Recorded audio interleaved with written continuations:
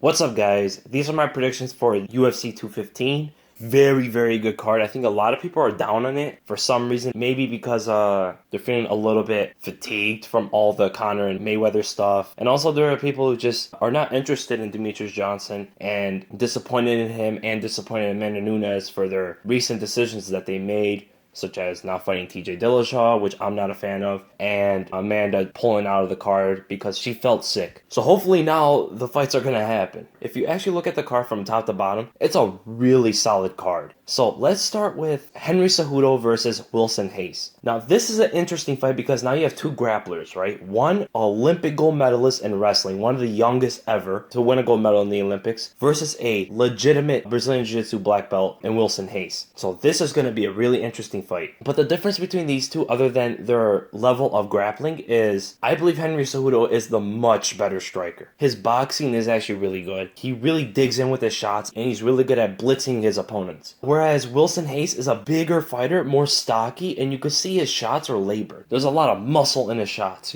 but he's a very powerful fighter. If it gets to the ground, it could be really, really interesting. Because most likely, Cejudo's going to take Hayes to the ground, right? And his base is extremely powerful, so solid, hard to shake him off. But Henry Cejudo, I haven't seen much effective ground and pound. So can Wilson Hayes control him and sweep or transition onto a more favorable position? Can he get the advantage on the ground off his back? Because Cejudo is not an experienced MMA fighter. He's only had 12 fights. He might still have some of those habits from his wrestling days where he keeps his neck exposed, where he just sits in his base and he doesn't really throw ground and pound, and he doesn't really look to transition too much. And when he gets Hayes to the ground and Hayes is on his back, Cejudo might run out of options, where Hayes is going to feel at home. But my prediction for the fight, I'm going to go with Henry Cejudo. And the reason why I'm going with Henry Cejudo is because the striking advantage, and I think it's a pretty big advantage too. I think his boxing and his distance management is going to be the key to this fight.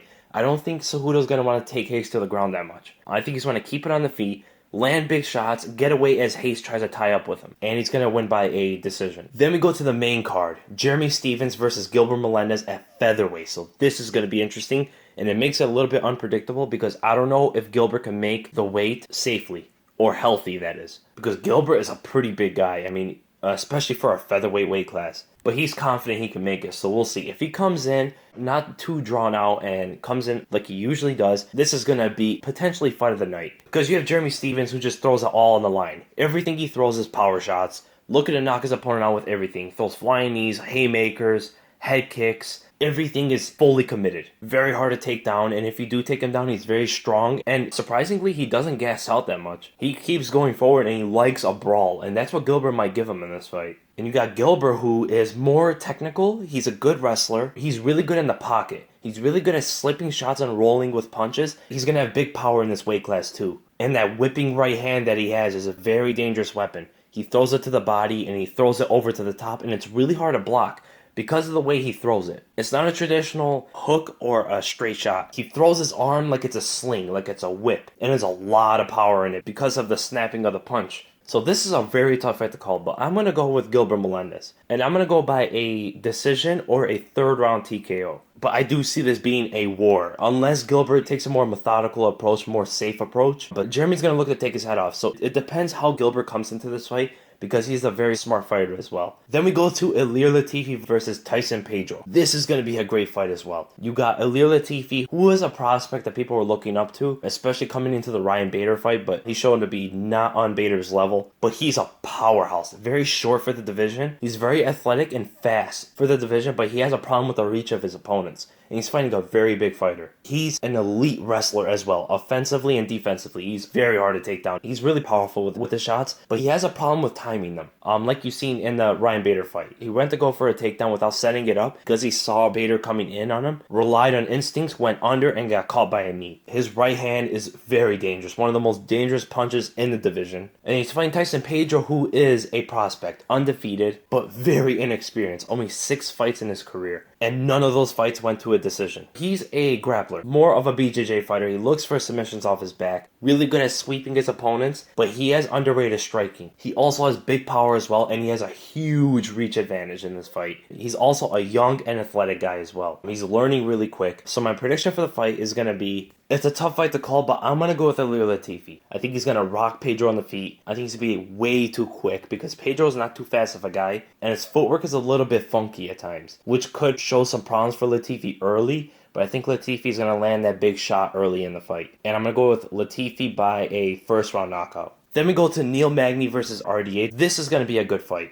And this is a really good fight for RDA to get up in that division really quickly. Because if he wins this fight, he's right there for the title shot. You got Neil Magny, who never gets tired. He's the longest fighter in the division. He has a 10-inch reach advantage and a 6-inch height advantage. Although he's known to not have power in the shots, he's the true definition of a volume puncher. And he has a great ability of coming back from fights. Like you've seen the Hector Lombard fight. Took the shots, got rocked many times in the first round, but he recovers so quickly. Came back and beat the tired out Hector Lombard. But where he shines is from a distance, landing that jab, landing that straight right hand, and landing the uppercut. And he's fighting RDA, who is coming from lightweight, but he looks pretty good at welterweight. He doesn't look drawn out like he did at lightweight. Looks much thicker, much more healthy. And this is why I like to see. I like to see fighters not drawn out too much. I mean, go in your natural weight class. Go in a weight class where you might have to cut, 15 pounds, 10 pounds, something like that. Don't go weight classes where you have to cut 30 pounds. RDA is extremely well rounded, but he has a problem with his takedown defense sometimes. He has really good power. His left leg kick is extremely powerful. That left straight down the middle. He's a really pressuring fighter, really tough fighter too. Has a lot of heart, really good takedowns offensively. He times them with his punches. He throws punches in your face and gets you to counter him, and he comes right under them for the double leg. And that double leg is extremely hard to stop once he gets a hold of it. But the key in this fight, I think, are going to be the leg kicks, the pressure from the leg kicks, backing up Neil Magny, applying pressure on him, waiting for those long-range shots from Neil Magny to go under them and counter him with a double leg. Because if RDA gets this fight to the ground, Magny's going to be in huge trouble. There's going to be a distinct advantage for RDA on the ground. Magny's going to want it on the feet. Although I think he's going to be outgunned there too. So in this fight, I'm going to go with RDA, and I'm going to go by a second or third round TKO due to ground and pound. And I think it's going to be one of his best performances. Then we go to the co-main event, and probably the fight most people are looking forward to on this card. Amanda Nunes versus Valentina Shevchenko, and I cannot wait for this fight. Both of them together makes this the highest level of skill in a female fight ever. What you have in Nunes is a power puncher, right? A really great striker, well-rounded, as is Valentina Shevchenko. Really good BJJ, very powerful in the clinch, and her inside trips and outside trips are really her primary ways of getting it to the ground. She's not really too great at the traditional double legs, single legs, those kind of wrestling takedowns, but she really likes to keep it on the feet, usually. But in this fight, I do see her trying to take it into the ground more, because that's where the path of least resistance is. Although Shevchenko has shown her submission ability in her Pena fight, I believe that Nunes will still have the advantage on the ground, especially on top. When she gets her opponent to the ground, especially in the first or second round, it's really hard for them to do much to her. She's very strong, very explosive. Her ground and pound is vicious. And she has really good submission ability, especially getting the back and getting the rear naked choke. Her distance management on the feet is probably the best in the whole division. She's really good at knowing where to strike and land punches at the end of them and keep the distance at all times, using her footwork, using in and out movement. She also has pretty good leg kicks, although they are telegraphed a bit. But that primary weapon, that dangerous weapon of hers, is that straight right hand. That is one of the most deadliest weapons in women's MMA. And then you go to Shevchenko, who takes a more technical approach rather than relying on her power and her attributes. She's a world-class Muay Thai fighter.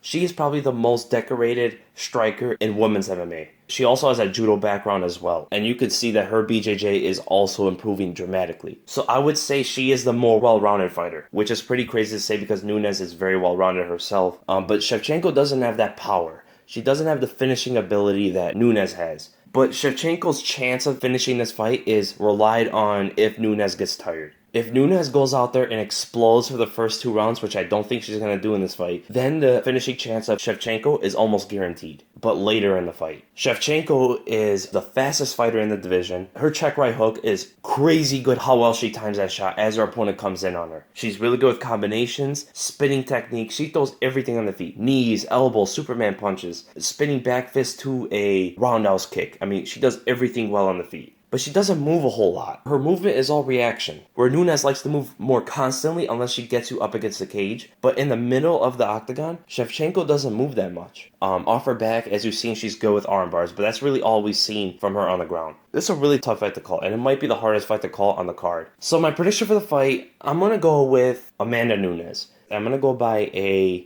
going to go by a second round knockout, either on the feet or on the ground, or a decision. The reason why I see this is, I could even see it a little bit earlier. Judging from the striking since their first fight, which was a little while ago, Nunes has improved their striking a lot more than Valentina has. Shevchenko's striking is relatively the same. You see it in the Holly fight, her striking hasn't changed much. Because she is already this established striker. She's learned all she can, right? There's not much else for her to change. Nunes, her striking has gotten so much better. Her distance management especially has got up tenfold. And I think that's going to be one of the key factors in this fight. I think Shevchenko is going to have a really hard time of catching Nunes, and Nunes is going to land shots from the outside. She's going to throw that jab and time the right hand. I don't believe Nunes is going to come out there to completely expend her energy. I think she's going to come out there very methodical and try to be like a sniper out there. I do see Nunes taking it to the ground as Shevchenko tries to go forward a couple times. I do see her taking it to the ground, landing big shots on the ground, and eventually I do see her either finishing it there on the ground, or I see her on the feet cashing her with that right hand, throwing the left and then following up with the right and catching her. As Shevchenko is waiting for her, but I do see Shevchenko not calculating the distance from Nunes well. If you watch the Shevchenko fight with Holly Holm, when Holly Holm dropped Shevchenko in the first round, that is what I'm seeing here. Holly Holm threw a 3 or 2 punch combination. I forgot which one it was, but she threw a left hand and then a right uppercut. And you saw that Shevchenko stood there for the punch. She did not gauge the distance that well. Holly Holm covered all that distance and dropped Shevchenko, which I do see a similar thing happening here. But I see a much bigger shot from Nunes. And then we go to the main event. Demetrious Johnson versus Ray Bourque. I mean, what can you really say about this fight? Personally, I wanted to see the DJ fight. I'm not a fan of what DJ did there, not accepting it and then going with another fight against a young fighter who isn't, let's be honest, isn't really ready for the title shot yet. He's a 24, 25-year-old, and he's not that experienced in the sport yet. Only has 13 fights. I mean, I want to see these younger guys not get thrown at the champion already. And that was an opportunity. You throw TJ in there, who's experienced, who is a very good fight for a DJ, but going with the younger guy who's inexperienced, has talent. And I want to see him grow that talent. I don't want to see him lose to the champion and then probably lose some motivation and confidence in himself. I want to see him and Sergio Pettis and all these other young guys take it easy a little bit, get their fights and get their experience, grow in the game to where they think they're ready for the champion. Like you've seen Sergio Pettis say, he believes he's not ready yet. He wants to keep fighting, get better to the point where he's confident he can beat Demetrious Johnson. But when you go into this fight, Demetrious Johnson is the best right now. He's good everywhere. His wrestling, his boxing, his Muay Thai, his clinch work, his top game, his bottom game, everything on him is good. We see some hiccups there and there, like his submission defense and his disregard for danger when he's on top sometimes, like we see in the Tim Elliott fight, but I think he just got caught off guard. I don't think he'll get caught by that again. But that is the danger that Ray Bourque brings, similar to what Tim Elliott brought, but Tim Elliott is a much bigger fighter. Bourque being a little bit more slick on the ground, though, a little bit quicker on his exchanges and transitions. But I don't think he's going to be able to overpower DJ like Elliott was potentially able to. So it's going to be a hard fight for Ray Bourque because I think DJ is going to keep it on the feet. I don't think Bourque is able to get it to the ground. I think it only goes to the ground when DJ wants it to. Keep it on the feet where he has a huge advantage. His movement is some of the best in the UFC. And I think it's just going to be a dominant performance by DJ. And it's going to be kind of a I told you so kind of thing. Like, we all knew this was going to happen. And this is no knock on Ray Bourque. I think he's a little bit too young and inexperienced right now. Maybe in the future, I believe if he gets more fights in there gets more experience, grows his skills, becomes more well-rounded, and all these things, I can see him being a threat to DJ, but not now. So I'm going with DJ, and I'm going to go by a 3rd or 4th round TKO. So those are my predictions, guys. I hope you guys enjoyed the video. If you did, make sure to give it a thumbs up, and if you enjoy my content, make sure to subscribe. For my next video, I'm actually going to break down one of the fights on the card. Make sure you guys watch this card. I mean, this card is really solid. And again, thank you guys so much for watching, and I'll see you in the next video.